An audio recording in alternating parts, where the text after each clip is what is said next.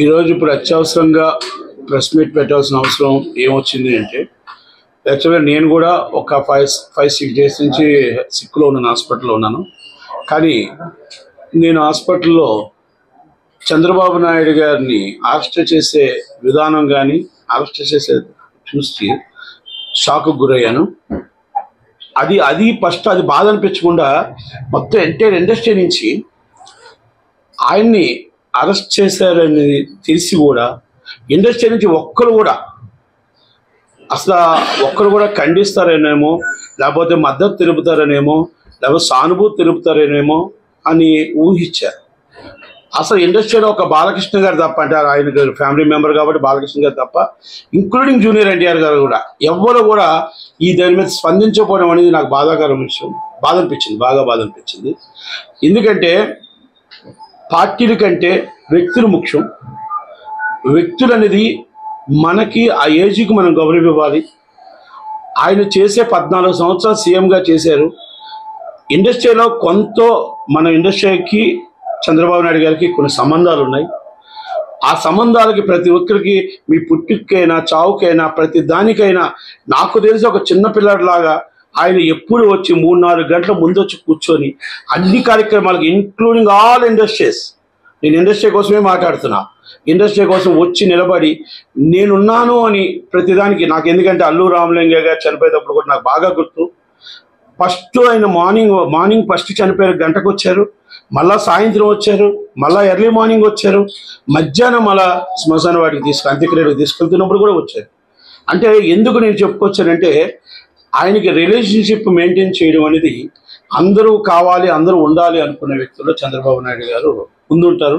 ఇండస్ట్రీకి కూడా ప్రతి దాంట్లో ఉంటారు. కానీ అలాంటి వ్యక్తిని మనం ఈరోజు ఆయన అరెస్ట్ చేస్తే, అంటే దీని కేసు కోసం నేను వెళ్ళట్లే. యాజ్ కోర్ట్స్ ఉన్నాయి, యాజ్ లా ప్రకారం ఏం జరుగుతుందో అనేది కోర్ట్స్, కేసులు ఇవన్నీ సపరేట్ విషయాలు. ఆయన్ని మనం రాత్రి 12:30కి పోలీసులు వస్తే లెగిసి ఉంటే తెల్లవారు 6 గంటలకు అరెస్ట్ చేస్తే, మళ్ళా సండే నైట్ 2 o'clockకి రిమైండ్ చేసిన దాకా 73 నుంచి 74 సంవత్సరాల వయసు గల ఆ వ్యక్తి ఈరోజు దేశానికి 40 సంవత్సరాలు సేవ చేసి ఏది చేశారు ఏంటి అనకుండా అన్నీ చేసిన వ్యక్తిని అరెస్ట్ చేసే ఆ విషయాన్ని చూసి 48 గంటలు 50 గంటలు అలాగా కూర్చొని నిద్ర లేకుండా ఆయన ఆర్గ్యుమెంట్ మళ్ళీ ఆయనే చేసుకున్నాడంటే ఇట్స్ యాట్సాప్. అలాంటి వ్యక్తి మన ప్రతిపక్షంలోనైనా అధిక పక్షంలోనైనా ఉండాలి. అలాంటి వ్యక్తి జైల్లో ఉండకూడదు. అలాంటి వ్యక్తి మన రాష్ట్రంలో ఉండాలి అని ప్రతి ఒక్కరు కోరుకుంటున్నారు. నేను బద్ధ వ్యతిరేకి, టీడీపీకి బద్ధ వ్యతిరేకి. నేను టీడీపీ అనేది మాకు కాంగ్రెస్ పార్టీకి అపోజిషన్గా పుట్టిందే టీడీపీ. కానీ టీడీపీకి వ్యతిరేకిని. ఆయన చేసిన అడ్మినిస్ట్రేటర్ కానీ, ఆయన చేసే వర్క్కి కానీ, ఆయన చేసే హార్డ్ వర్క్కి కానీ అలాంటి వ్యక్తి ఉండాలనే ఉద్దేశంతో నాకు బాధ అనిపించే రోజు ప్రెస్ మీట్ పెట్టడం జరిగింది. ఇండస్ట్రీలో నన్ను చూసైనా సరే, ఈ ఇండస్ట్రీలో ధైర్యంగా వచ్చి దొంగచాటును కాకుండా, వెనకచాటును కాకుండా, ఎస్ మేము ముందున్నాం, చంద్రబాబు నాయుడు గారికి మేము మద్దతుగా ఉంటాము అని అంటారేమో అని ఆలోచించాను.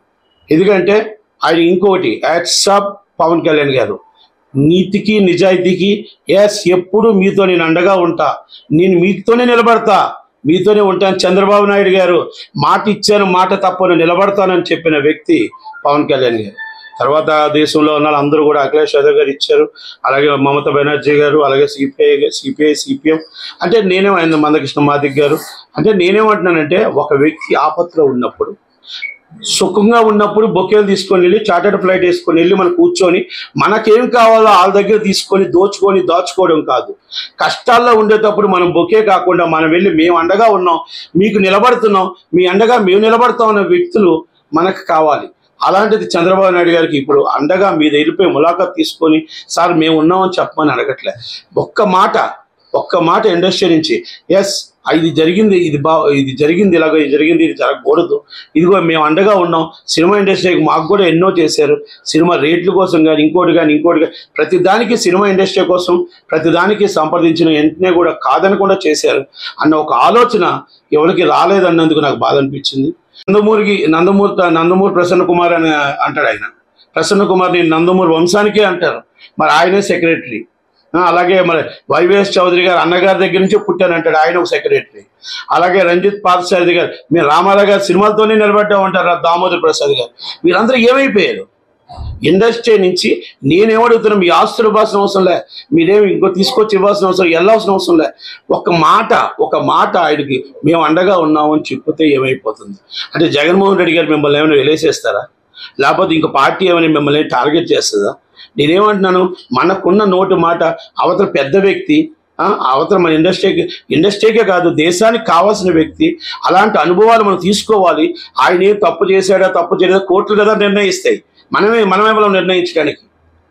కోర్టులు కదా నిర్ణయించేవి. ఈరోజు జగన్మోహన్ రెడ్డి గారి మీద ఉన్నాయి, అందరి మీద ఉన్నాయి, దేశంలో ఉన్న అందరు పొలిటికల్ లీడర్స్ మీద ఉన్నాయి. వాళ్ళందరూ తప్పు చేసినట్టేనా? కాదు కదా. దేశంలో సగం కేసులు పొలిటికల్ లీడర్స్ మీదే ఉన్నాయి. అది డిసైడెడ్ ఈజ్ కోర్టు.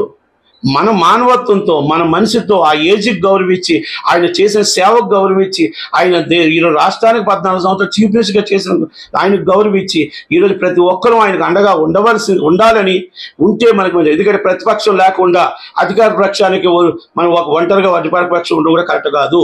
ప్రతిపక్షం ఉండాలి, అధికార పక్షం ఉండాలి. అధికార పక్షం ప్రతిపక్షం రెండు ఉంటేనే మనం ప్రజలు బాగుపడతాం, లేదా మన ప్రజలకు దెబ్బతింటుంది.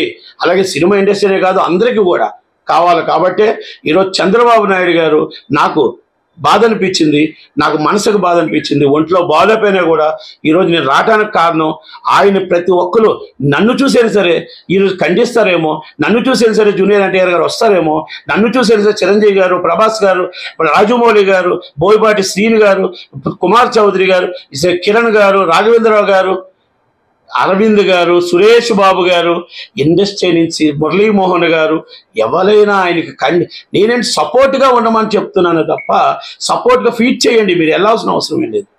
అంటే ఆయనకు కొన్నంత ధైర్యం, సార్ మేము ఉన్నాం అంటే ఆయనకంటూ నాకంటూ ఇంతమంది ఉన్నారు.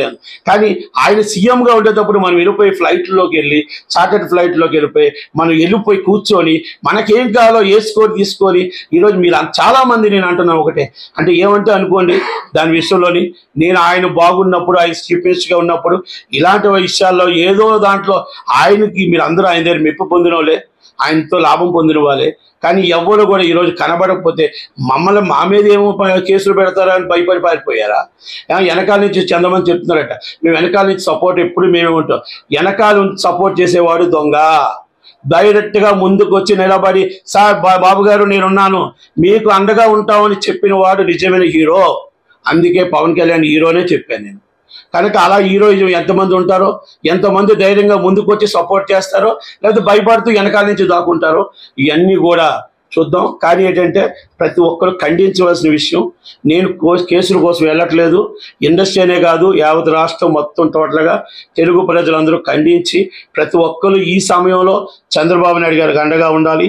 మీరు 24 గంటలు వర్క్ చేయాలి సార్, మీరు జైల్లో ఉండకూడదు, జైలు నుంచి బయటకు రావాలని, బయటకు వచ్చి ఇమ్మీడియట్లీ ప్రతి వర్క్ కూడా ఇంకా 20 అవర్స్ చేస్తున్న 22 అవర్స్ వర్క్ చేసి ఈ అందరికీ కూడా ప్రజలకు మీరు అండగా ఉండాలని కోరుకుంటూ నేను సెలవు తీసుకుంటున్నాను. Thank you very much. Ravindra Rao గారు ఒక్కలే ఫీట్ చూశాను నేను తప్ప ఇంకా ఎవరిది కూడా ఫీట్ చేయలేదు.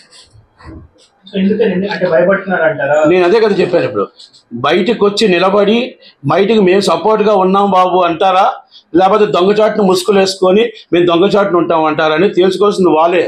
భయపడుతున్నారా, భయపడకుండా ముందుకు వస్తున్నారని నిర్ణయించుకోవాల్సింది వాళ్ళే. బాబు గారు కూడా తెలుసుకోవాల్సింది, బాబు గారు రెండో విషయాలు తెలుసుకోవాలి. ఏంటంటే ఎంతమంది మన కష్టాల్లో ఉంటప్పుడు ఉన్నారు.